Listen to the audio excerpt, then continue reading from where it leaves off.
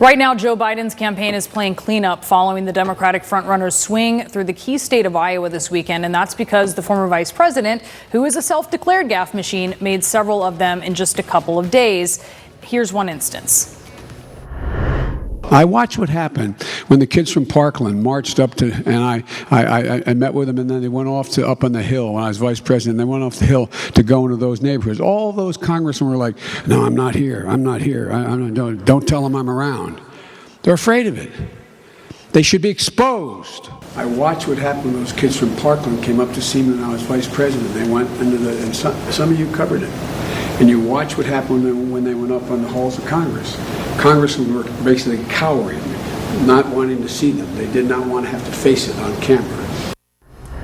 Now, Biden, of course, was not in office when the Parkland tragedy occurred in 2018. He did meet with the Parkland survivors. He did do a lot on gun policy when he was in the Obama White House. And while this is hardly his first slip of the tongue, Democrats are concerned how these misstatements will play out if he were to take on President Trump in the general election. I want to bring in Symone Sanders. She's a senior advisor to the Biden campaign. Symone. Brianna. Do you think voters care about this, and why should they overlook these gaffes? What's your case for that? Brianna, I want to be really clear. This is a press narrative, not a voter narrative. If you were to look at the coverage in Iowa this weekend and juxtapose the local newspapers and the local television coverage to national media coverage, you would have thought these reporters were at two different events. I really believe that, and I'm not in the business of telling the press how to do their job because no one wants you all telling us how to do ours. But I just think meeting this moment that we're in requires all of us to elevate our conversation. And if we're going to elevate the conversation, we cannot allow this election to devolve in a tit for tat over name calling and quote unquote gaffes. Again, something that does not matter. This is not something that's registering with the American people. Does it require this time, though, the former vice president to elevate his conversation? For instance, if you look at Congressman Tim Ryan, who's also running, but he makes this point, and I think a lot of Democrats have echoed this. He says this is such an important election, and we've all got to be at our best. We all can't make mistakes because with the right-wing noise machine, they take something like that and they put up a false equivalency, making him and Trump sound like they're the same. Doesn't exactly, the president, and that is incumbent upon the press, Brianna, to make sure that they don't take the Trump bait, because that's what happened last week. My question is it also incumbent on the vice president to do his best, to do better at how he speaks? Brianna, the vice president got into this race.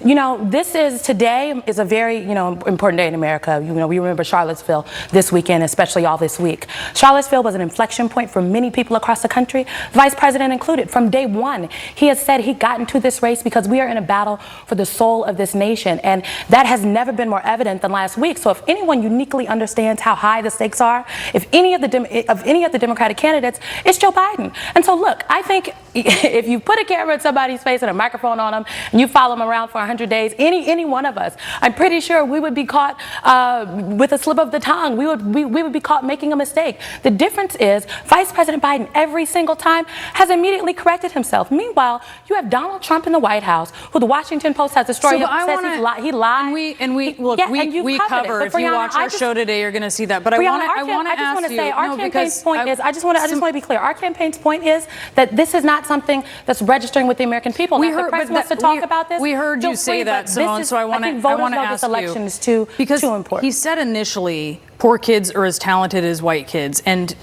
this was correct. And he immediately corrected himself. That said, the statement initially, that still matters. What people say still matters even when it's corrected. It ignores the fact that there's a lot of poor white kids in the country. Brianna, Symone. He immediately corrected himself. Symone, listen. This is a false narrative. Symone, I've been giving you time to answer. Give me time to ask my question.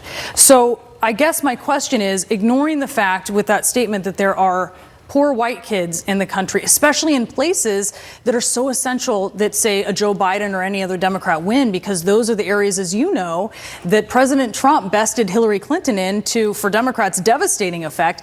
Did he miss an opportunity to talk about that? Brianna, the vice president immediately corrected himself. He didn't need to wait 2, 3, 4 days because he corrected himself in the moment. That wasn't my question. That's not what he meant. That's not what I'm asking. Vice President Biden is from Scranton, Pennsylvania. So any assertion that he doesn't understand the plight of poor white people, the plight of working class white people, working class people, period, in this country, I just think is absurd. And again, it's not something the American people are going to buy. I want to talk about his gun proposal.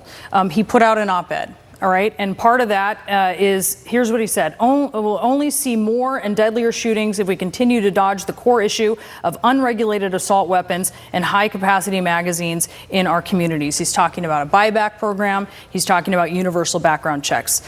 I want to talk about the political feasibility of this. I was covering the Obama administration during Sandy Hook. Biden was tasked with the efforts to try to make sure something like that didn't happen again. It really went nowhere. I mean, he saw that firsthand. Why does the vice president think that right now is different? Well, first, Brianna, Vice President Biden has beaten the NRA twice, and he truly believes that if elected president, he can do it again. And I think a number of people out there agree. We think this is a different moment for a number of reasons. I think we're living in a very different time. The feeling is just different. But also 70% of Americans, including 54% of Republicans, support a ban on assault weapons. But Simone, folks don't believe like weapons of war. I know it felt similar. You yeah, know, it felt kids. Similar. It's kids. It's sad. It's sad that we're in a place in this country where even children being gunned down in schools did not move Republicans to act. But I do believe we're at a place. Some again, Democrats too. We're at a place, Brianna, where again 70% of Americans believe this is what we need to do. I think folks want to do something right. No one wants their kids going to school. It's schools, it's churches, it's mosques, it's the mall. It seems as though you cannot walk down the streets in the United States of America without fear for your life. And that I know is not a place where we want to be. So, you know, Vice President Biden is ready to lead on this issue, and we encourage Republicans in the United States Congress to do so as well.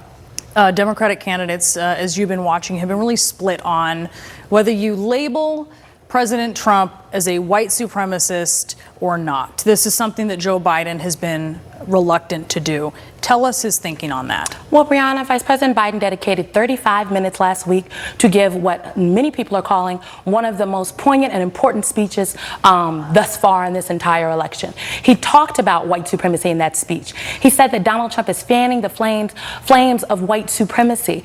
He laid out the case to the American people and really spelled out for them what's going on. I know a lot of people in the media would like to, I think there was a tally going on that I saw last week. Not you, Brianna, but there's a number of people in the political press corps. There's a tally going on of who has called Donald Trump what name this week. And I guess here's my question, and I think this is important because this is a conscious decision that some candidates are making and some are not. The question is, do candidates like Joe Biden think to label the president with that moniker is to associate him with everyone who has voted for Donald Trump and essentially bring them under that label as well? Is that a worry of the former vice presidents? No, Brianna, the worry of Vice President Biden is to allow white supremacy to run rampant through the streets of America. It's to allow this moment to go unchecked. That's what he's worried about, which is why he dedicated 35 minutes talking about this issue. It's one thing to just, throw out flippant names. It's another thing to lay out the case to the American people. Are other Democrats going over the top?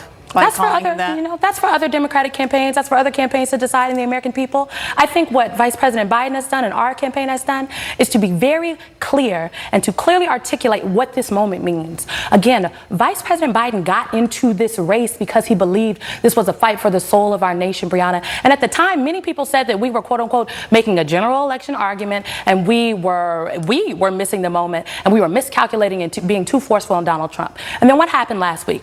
A spat of mass shootings, one hate motivated. So I believe that our case has been never more poignant and more clear than just right now. And I think the American people will agree with us, and that's what we're going to talk about on the campaign trail. All right, Simone Sanders, thank you so much. Good to see you.